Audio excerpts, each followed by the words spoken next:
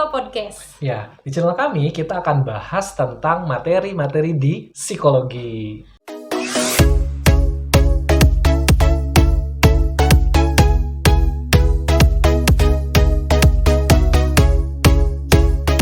Nah, pada kesempatan kali ini atau hari ini kita akan bahas mengenai apa sih itu interview kerja.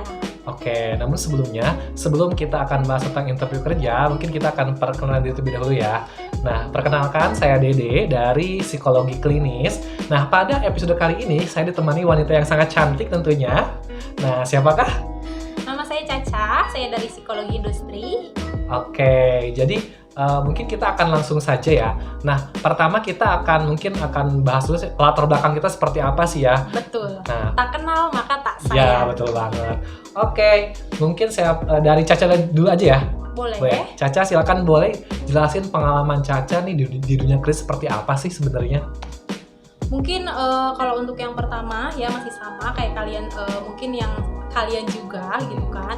Saya masih awal-awal masih merintis nih sebagai operator gitu kan. Pertama saya bekerja di PT Yamaha, Indonesia Motor Manufacturing Siapa ya, atau lebih tepatnya di Yamaha 2. Nah, di situ saya 6 bulan dipercaya sebagai operator ya. Nah, setelah 6 bulan tersebut, kemudian saya masih dipercaya lagi untuk naik lagi di bagian admin produksi. Oke, jadi yang pertama di bagian admin ya, di operator, terus naik jabatan ya menjadi seorang admin di PT Yamaha.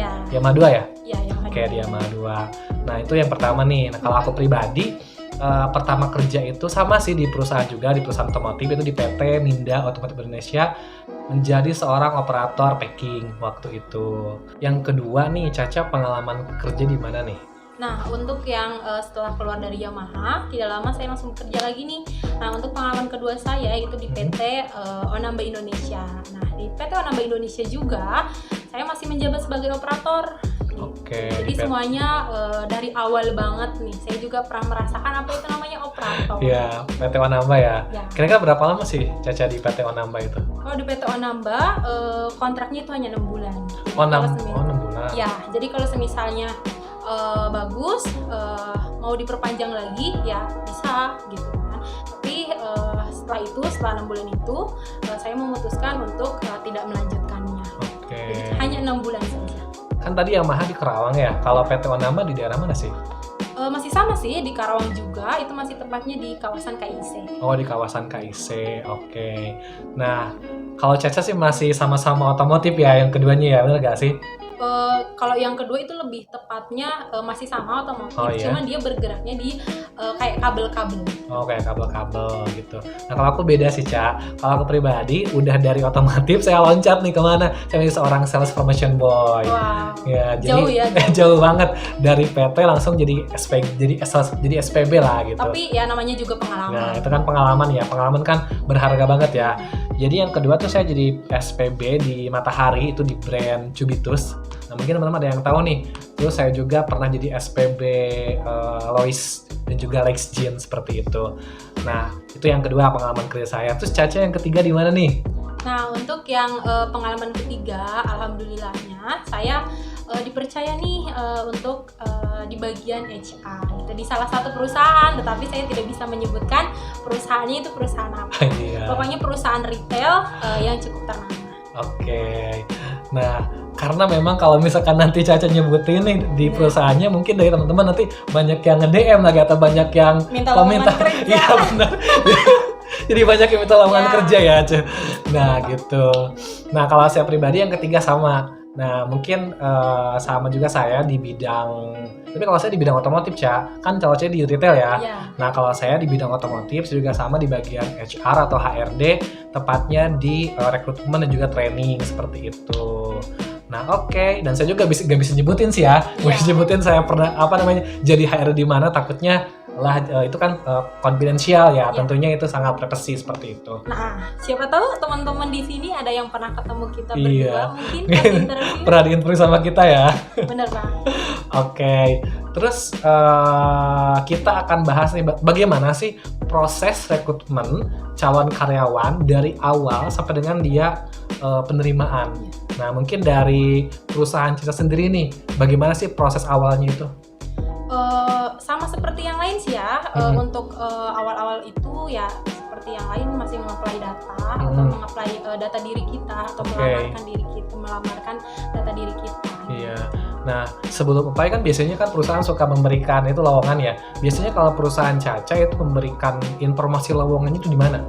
Mungkin untuk saat ini kan masih pandemi juga ya. Nah, untuk informasi lowongan biasanya perusahaan yang tempat perusahaan saya kerja gitu kan, itu lebih banyaknya itu di apply-nya atau di iklankannya lowongan kerja itu di Instagramnya.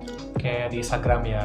Oke, mungkin kalau misalkan di perusahaan saya pribadi, apply lamaran tuh mungkin karena perusahaan besar dan tentunya ada di Karawang, jadi kita untuk lowongan kita berikan kepada Disnaker Karawang sih.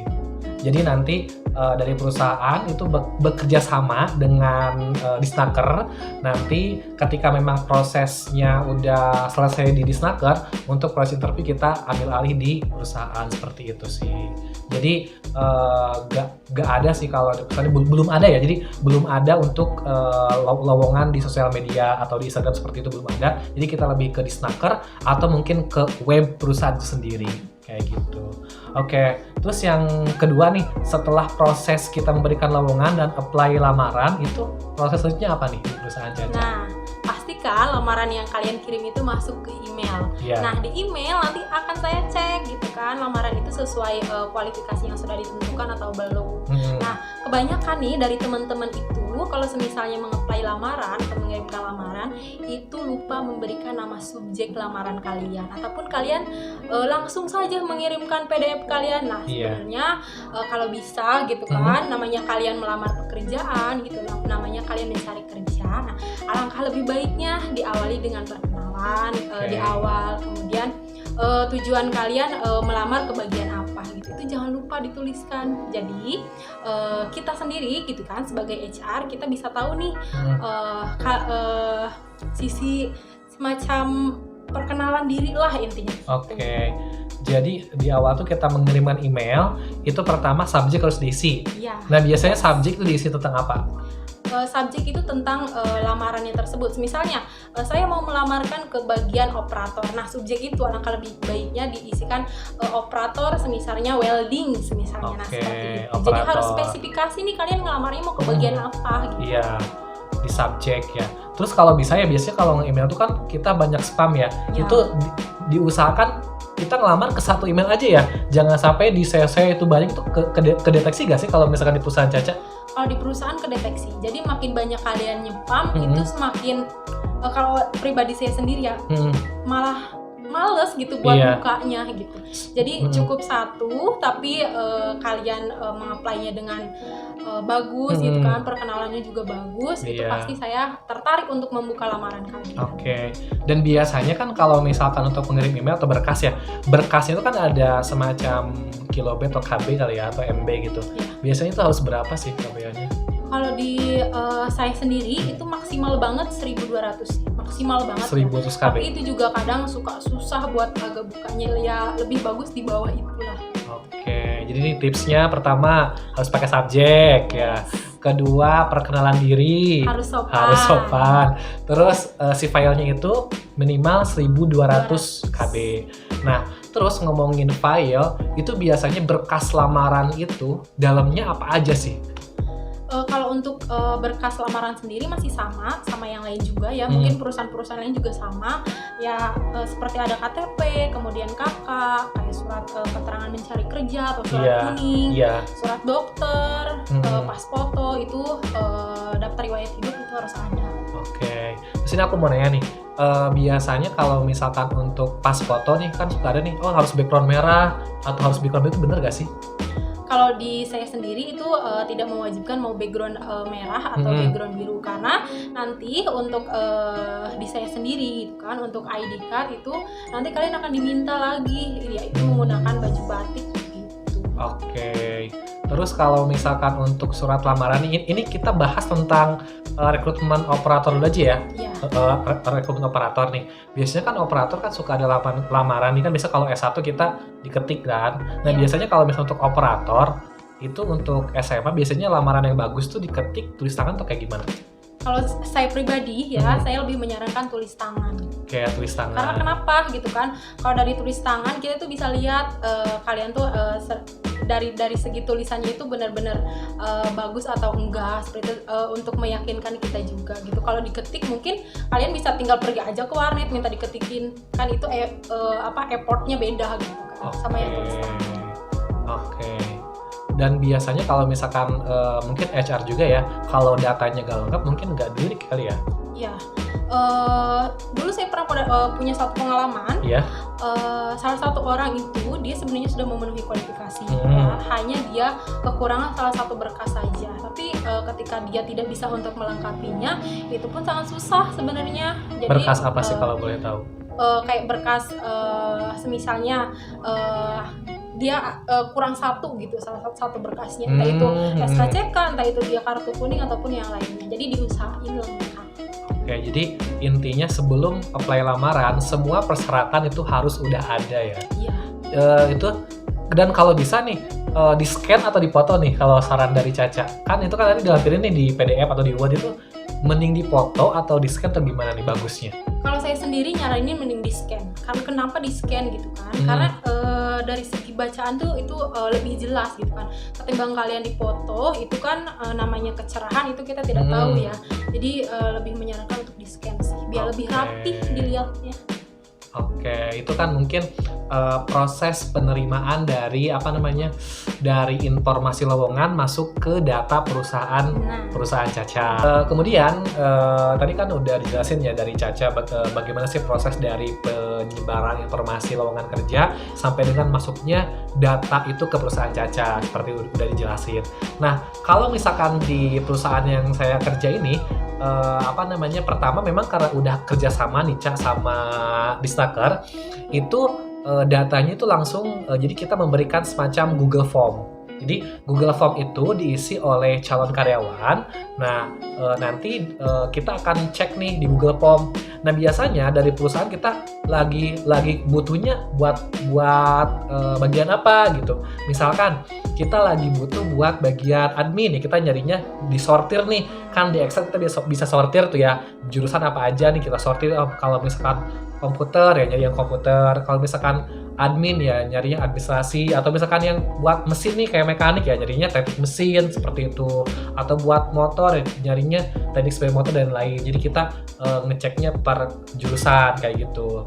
Nah, kemudian ketika memang datanya itu sudah masuk nih, kita udah sortir, udah proses sortir data, kita kan banyak nih. Nah, kemarin aja Ca, kalau misalnya Ca tahu nih, kan emang datanya terbuka nih di Disnaker ya. Itu di Disnaker Karawang yang ngelamar ke perusahaan saya itu operator, itu lebih dari 3.000 orang Ca, kebayang nggak sih? Sama. Kalau di saya sendiri kan emang disediain link pendaftaran itu seperti di Instagram gitu kan. Nah, pernah satu sesi atau satu hari ke belakang gitu, saya pernah mendapatkan ribuan juga ya pendaftar. Oke, ini saking banyaknya pengangguran kali ya. Saking banyak pengangguran. Nah, kebayang nggak sih dari ribuan itu, nah bagaimana sih caranya teman-teman supaya bisa tembus, bener gak sih? Benar. Bagaimana dari ribuan orang yang mau kerja, teman-teman yang minimal teman bisa tembus deh gitu ya, buat masuk ke perusahaan yang teman-teman impikan gitu kan ya. Benar. Oke. Dan bagaimana sih caranya HR atau HR untuk menseleksinya itu? Yaitu biasanya dengan dua cara ya. Pertama yaitu psikotes, yang kedua adalah interview. Nah, kalau di perusahaan saya pribadi, pertama kita melakukan psikotes terlebih dahulu, dan yang kedua kita melakukan proses interview. Nah, kalau Caca gimana? Nah, kalau di saya sendiri itu berbeda ya, jadi lebih kebalikannya. Jadi setelah meng-apply data gitu kan, kalian dinyatakan lulus, maka akan diundang langsung kembali itu untuk interview terlebih dahulu. Nah, setelah interview lulus, baru akan melakukan psikotes. Oke, jadi kebalikannya. Itu kebalikannya. Kalau di saya itu dulu ya, psikotes dulu. Nah, ngomong-ngomong psikotes nih, biasanya kalau misalnya untuk operator yang diteskannya itu apa aja sih kalau di Caca? Yang pertama ini mungkin di semuanya ya, pasti ada itu yang namanya matematika dasar. Oke, itu pasti sama perusahaan ya, matematika dasar. Matematika ya. Iya, matematika dasar. Terus kedua? Yang kedua, habis matematika dasar itu ada yang namanya PAPI. Oke, PAPI Kostik. Terus udah PAPI Kostik? ada yang namanya DISC. DISC, oke. Mungkin teman-teman agak aneh ya, Pak. Mungkin nggak tahu nih apa sih. Teman-teman bisa aja ya cari di YouTube ya tentang DISC, tentang Papikostik, materi itu udah banyak ya di YouTube. Atau mungkin nanti kita bakal bikin ya bagaimana caranya teman-teman bisa lolos psikotes yaitu Papikostik, DISC ataupun materi dasar. Nah, kalau di saya pribadi nih biasanya tesnya itu yang pertama ada tes materi dasar udah pasti. Kedua ada tes Papikostik.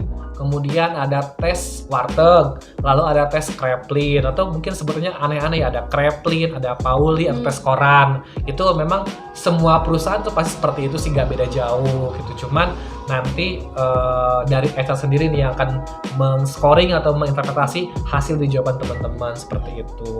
Nah, kemudian ngomongin kita interview nih. Kayak interview nih. Ya. Penasaran ya? Oke, interview. Interview kan sekarang lagi masa pandemi nih, Ca. Ya. Nah, biasanya kalau interview di Caca, perusahaan itu pandemi kayak gimana nih? Untuk semenjak pandemi sih ya, untuk proses interview sendiri kita online sih. Oke, online. Biasanya perusahaan Caca menggunakan mediatornya apa aplikasinya itu buat interview? Nah, kalau untuk interview dari perusahaan pengalaman saya kerja sendiri itu cukup mudah sih ya. Sebenarnya udah terpasang langsung di HP kalian, itu namanya Google Meet. Oke, Google Meet. Nah, kalau di saya pribadi Ca pakainya Microsoft Teams.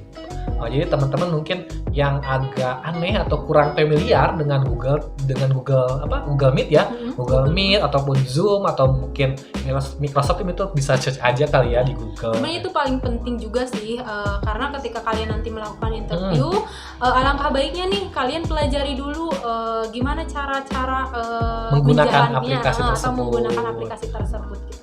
Jangan sampai ketika kalian interview, kalian nggak tahu nih, ketika saya suruh silahkan tuliskan nama lengkap kalian di chatroom. Nah, kalian nggak tahu sampai kalian, Bu maaf chatroomnya di sebelah mana. Nah, jangan sampai ya, benar-benar. itu. Jadi diusahakan kita tahu nih fitur-fitur apa dalam aplikasi tersebut ya. Mulai dari jangan sampai bisa perkenalan masih di unmute. Bener nggak sih kan? Iya, kita udah ngomong nih tapi ternyata si calonnya masih nge-unmute aplikasinya gitu ya. Ya, itu jadi salah satu penilaian juga sebenarnya. Agak receh sih sebenarnya, tapi itu bagi saya sendiri itu sangat penting gitu kan. Alangkah baiknya sebelum kalian melakukan interview itu dipelajari dulu semuanya gitu. Jadi agar tidak gak katrol gitu ya, kasarnya kayak gitu ya. Kamera diaktifin ya. Nah, itu sangat penting. Alangkah baiknya kamera diaktifin dari awal hingga berakhirnya sesi interview. Iya. Dan jangan lupa internet loh. Yes, iya. Paling penting. Jangan sampai ketika interview putus ya. Iya. Itu biasanya kalau misalkan di Caca sendiri, kalau tanggapan Caca ketika interview terus putus, jaringannya gimana tuh? Apakah nge-blacklist atau kayak gimana biasanya Caca? Kalau di pengalaman pribadi saya sendiri ya, kalau ketika kalian sudah terputus atau kalian kehilangan habis kuota gitu kan, nah sebenarnya kita masih bisa masuk ya. Kalau kalian menyempatkan tadi awalnya masuk karena emang kehabisan kuotanya, hanya nanti kalian menunggu sesi lagi, jadi agak lama lagi. Ya, jadi, otomatis kuota kalian pasti akan lebih boros lagi gitu kan, karena yang harusnya kalian sesi wawancara, tapi saya alihkan dulu ke yang lain gitu. Tapi kalau misalnya kalian datangnya terlambat, entah itu 10 menit atau 55 menit, kalau terlambat itu sudah jelas blacklist ya. Karena kita tidak terima orang-orang yang terlambat.